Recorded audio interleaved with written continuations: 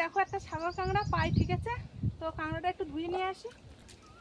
তো এই যে দুটো সাগর কাঁকড়া এক জায়গায় আছে, এই যে, তো একটু ধুয়ে এনে ভালোভাবে দেখানোর চেষ্টা করছি।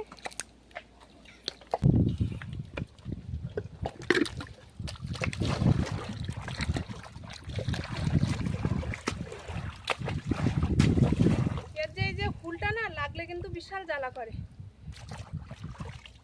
কাঁকড়াগুলো কিন্তু বেশ বড় বড় সাইজের কাঁকড়া, তো নেবো না, ছেড়ে দেবো। তো এই কাঁকড়া তো সাধারণত কেউ খায় না, আর আমাদের দিকে কিন্তু এই কাঁকড়াটা সাধারণত সাগর কাঁকড়া নামেই বলে।